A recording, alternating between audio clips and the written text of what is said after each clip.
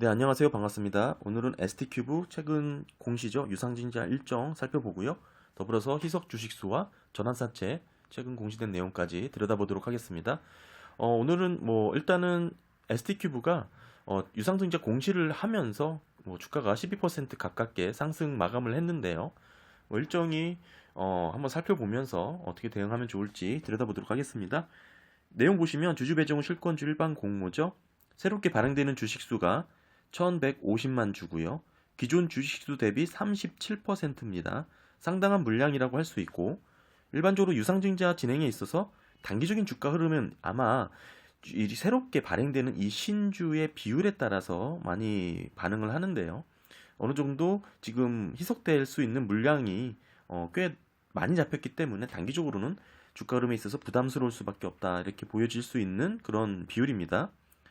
ST큐브 구주주 자격으로 유상증자에 참여하기 위해서는 4월 6일 시간의 거래까지 보유하거나 매수하셔야 됩니다. 신주 배정 기준일 플러스 2 영업일 기준으로 계산을 해야 되니까요. 4월 7일이 권리락일, 권리락 하루 전날까지 매수하셔야 됩니다. 즉 4월 6일 날 오전에 팔고 시간의 거래에 다시 매수하셔도 구주주 자격으로 유증에 참여할 수 있습니다. 4월 6일 오후 6시를 기점이라고 생각하시면 이해가 쉽고요. 그 다음날 4월 7일 ST큐브 권리락일에는 일단은 주가가 하락하여 거래가 진행되겠죠. 기준 주가로 거래가 하락하는데요. 결국에는 이 얼마나 하락할지 계산해보고 싶은 분들은 위에 영상 참고하시면 도움이 되실 거고요. 결국은 유증으로 인해 늘어나는 희석 가치분이 반영이 되는 것입니다. 참고로 이제 권리락이라는 것은 권리가 떨어졌다, 즉 권리가 없다라는 의미니까요. 4월 7일부터 주식을 매수하시는 분들은 신주 인수권이 부여되지 않습니다. ST큐브 유상증자 얼마나 살 수 있는지 한 주당 신주 배정 주식수가 0.3610이죠. 따라서 기존에 100주를 갖고 계시다면 36주 신주 인수권을 받게 되고요. 1주 미만 절사하고 우리사주 조합 배정은 없습니다. 초과 청약 가능하죠. 한 주당 0.2주. 따라서 지금 100주 예시를 갖고 설명을 드렸으니까요. 36주 곱하기 0.2, 7.2주가 되고 마찬가지 1주 미만 절사고요. 따라서 36 플러스 7, 총 43주를 청약할 수 있고, 이 43주라는 것은 청약할 수 있는 최대 가능 주식수죠. 꼭 받는다는 의미는 아닙니다. 이제 기존 구주주 자격은 되시지만 유상증자에 참여하고 싶지 않은 분들이라면 신주 인수권 상장을 하기 때문에 이 상장 기간에 매도를 하셔야 됩니다. 더 이상 지분을 늘리고 싶지 않다면 꼭 받게 되는 신주 인수권 거래일에 이 신주 인수권을 매도하셔야 됩니다. 다만 유증에 참여하시려는 분들은 신주 인수권을 갖고 계셔야 하고요. 오후 영업일만 거래가 되니까요. 일단은 유상증자가 진행이 되면 권리락일에 주가가 하락한다고 말씀드렸죠. 기준주가로 거래가 떨어지는데요. 즉 유증으로 늘어나는 주식수만큼 희석된 기업의 가치를 반영하여 권리락 이후 주식을 매수하시는 분들과 형평성을 맞추기 위함입니다. 아까 위에서 설명드렸지만 신주로 발행하는 주식수의 비율이 37%의 비중이 있었잖아요. 따라서 꽤 많은 정도의 희석이 되기 때문에 결국 주가가 하락하는 분도 이런 부분에 손해가 있을 수 있기 때문에 반드시 이 신주 인수권 거래일에 매도를 하셔야 됩니다. 그래서 이게 손해되는 분은, 손실분을 이 신주 인수권을 매도함으로써 보상받는 개념입니다. 놓치지 말고 거래하셔야 되고요. 신주 인수권 매매 방법은 22년 4월 26일부터 5월 2일까지, 즉 5영업일만 거래가 되고 상장 폐지일이라고 되어 있는 5월 3일은 거래를 하실 수가 없습니다. 따라서 2일까지 거래를 마무리해 주셔야 되고, 상장일이 되면 구주주 자격이 되시는 분들 계좌에 ST큐브 뭐뭐뭐 R이라는 이름으로 신주 인수권이 생기고요. 여기서 이제 신주 인수권을 검색하시고 거래창을 찾아서 이렇게 거래를 하시면 됩니다. 거래가 처음이신 분들이라면 일반적으로 유상증자의 발행가액의 보통 30에서 60% 수준으로 결정이 되는데, 식으로 보시게 되면 신주 인수권 가격 플러스 유상증자 확정 발행가액이 ST큐브 주가가 되는 겁니다. 이제 따라서 신주 인수권 가격 플러스 유상증자 확정 발행가액이 현재 ST큐브 본주보다 낮다면 신주 인수권 가격이 오르게 되겠죠.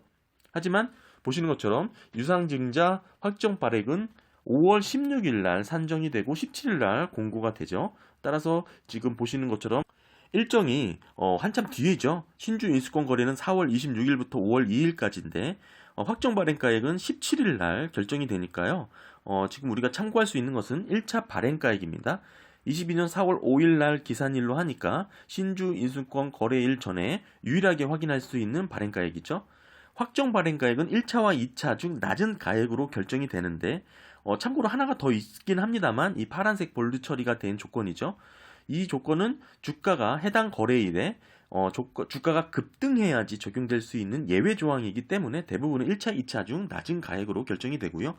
따라서 종합해서 말씀을 드리면 신주 인수권 1차 발행가액을 기준으로 신주 인수권 거래는 신주 인수권 가격 플러스 유상증자 1차 발행가액 플러스 마진이 되겠죠.는 ST큐브 주가가 되는 겁니다. 이 공식을 갖고 어느 정도 거래를 하시면 터무니없는 가격에 던지거나 이렇게 손해보는 일이 없으실 거고요. 신주 인수권 거래는 상한가, 하한가 거래 제한 폭이 없어서 단타 하시는 분들도 많이 들어오고 그렇기 때문에 제대로 된 개념을 얻고 기본 개념이 없이 들어가서 무작정 던지면 손해이기 때문에 이런 거 갖고 계시면 이해하시면 도움이 되실 겁니다. 신주 인수권 거래는 정규 거래 시간만 가능하고요. 주문 가격을 직접 입력하는 주문가 형태로만 거래하실 수가 있습니다. 요 신주 인수권 관련해서 대응이 궁금하신 분들은 위 참고 영상 봐주시면 될 것 같고요. 구주주 청약일은 5월 19일부터 20일까지고 기존 주주들의 초과 청약으로도 신주 발행 주식을 처리하지 못하면 실권주가 생기죠. 그렇다면 일반 공모로 진행이 되고 24, 25일 2일간 진행이 됩니다. 이렇게 일반 공모 실권주만 청약해서 하시는 분들도 계시는데요. 어찌됐든 일반 공모로도 실권주를 처리하지 못한다면 대표 주관사죠. KB증권, 한양증권, 한양증권은 공동주관사고요. 자기 계산으로 인수를 하고 인수에는 장내 매각하게 되죠. 따라서 실권주가 많다면 빠르게 주가가 조정될 수 있습니다.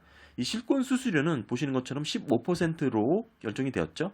즉, 이 지금 대표 주관사라든지 공동 주관사는 일반 공모 청약 가격보다 실권주를 15% 저렴하게 구입할 수 있다라는 의미이기도 하니까요.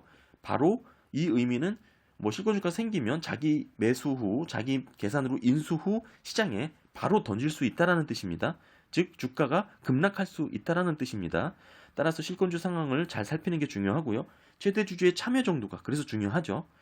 단기적으로 급격하게 주가가 조정받을 수 있기 때문에 이 면밀히 체크하면서 대응하는 게 필요합니다. 최대 주주 유상증자 참여 얼마나 하는지 확인해 보면 20% 수준에서 청약에 참여할 예정이고 만약 20% 참여한다면 5.3%의 지분율이 4.1로 낮아지게 되고요.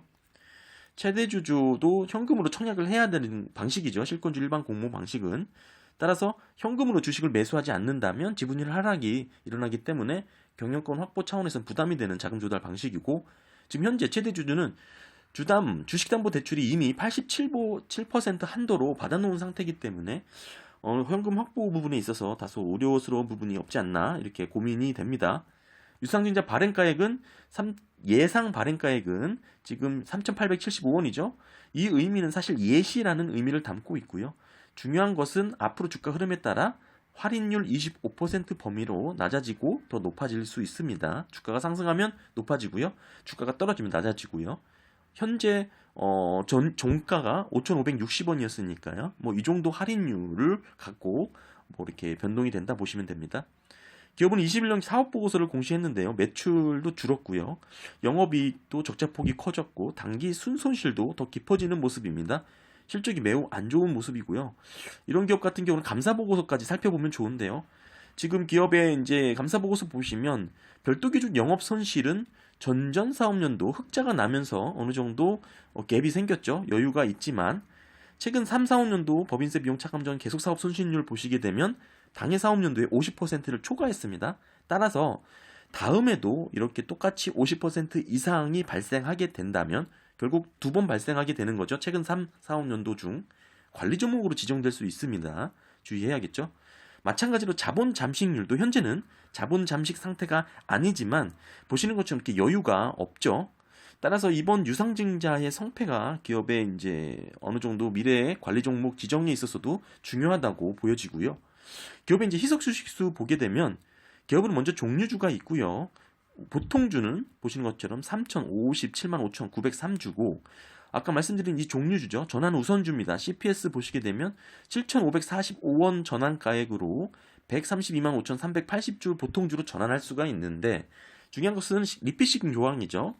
증권 신고서에 자세히 기재가 되어 있으니까요. 보시게 되면 리피싱 한도 70%까지만 적용했고 전환가액, 즉 아무리 주가가 떨어져도 5,281원까지만 조정이 되고요. 다행스러운 건 액면가까지 열어두지 않아서 다행스럽죠. 아무튼 이렇게 조정이 된다면 전환 가능 주식수는 더 늘어나게 되겠죠. 189만 3,579주가 될 거고요.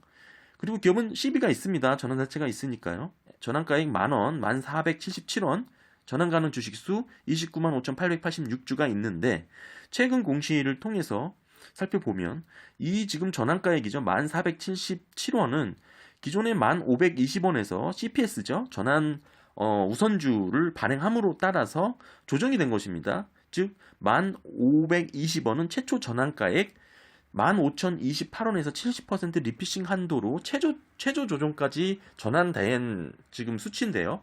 여기서 시가를 하회하는 지금 전환 우선주를 발행함으로 인해서 결국 또 이렇게 한번 조정이 된 것입니다. 1,477원이죠.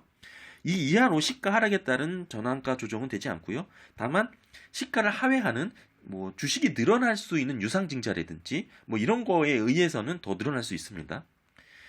여기서 이제 2월 25일 공시를 통해서 4억 원 정도 만기 전 취득했죠. 따라서 이제 남은 CB 전환사채 총면액은 27억 원이고요. 따라서 현재 공시된 최근 기준으로 전환사채 전환 가능 주식수는 25만 7천 주가 됩니다. 기업은 이제 스톡 옵션도 있는데요. 물론 교부 방식이 신주 취득, 자기 주식, 차익 보상 중 택하는 방식이기는 하지만 기업은 기존에도 신주 취득 방식의 주식 매수 선택권 행사가 있었기 때문에 어느 정도 희석 주식수에 포함하는 것이 맞다고 보고요. 다만 행사 가격이 마지막 부분 14,821원짜리 6만 주는 포함하지 않아도 될 것 같고요. 너무 행사 가능 기간도 멀고 행사 가격 자체도 지금 주식과 어느 정도 괴리가 있기 때문이죠. 따라서 이 부분을 제외하고 합산하게 되면 204만 260주가 되고요. 따라서 이 모든 희석 가능 주식수를 합산하게 되면 총 기업의 희석 가능 주식수는 3,512만 6,742주고 이번 유상증자를 통해서 시가를 하회하는 증자 방식이기 때문에 결국 전환사채를 비롯한 전환 우선주 등 전환가액 조정이 또 한 번 일어날 겁니다. 즉 주식수가 미비하게 더 늘어날 것이죠. 희석되는 비율만큼 더 늘어날 것입니다. 여기서는 일일이 계산하지 않겠지만 궁금하신 분들은 이 전환사채 전환가액 조정 계산 내용 한번 참고하시면 좋을 것 같고요. 기업은 이제 면역 항암제라든지 미국 FDA 임상 1상 시험 계획 승인을 공시하기도 했는데 사실 이 바이오 기업들 투자는 정말이지 사실 난이도가 높은 영역이죠. 임상 시험 단계별 리스크가 상당히 높고 최종 허가 받기까지 미지의 확률이기 때문에 투자에 더욱 신중해야 하고요. 지금 개인적인 생각으로는 바이오 기업 투자는 직접 개별 기업 투자 방식보다는 ETF 방식으로 접근하는 게 좋지 않나 이렇게 생각을 하고 있습니다. 간단하게 오늘 ST큐브 최근 일정 유상증자죠. 살펴봤고 신주이수권, 희석주식수, 전환사채 최근 공시까지 적용해 봤습니다. 기업이 궁금하신 분들에게 도움이 되셨길 바랍니다. 감사합니다.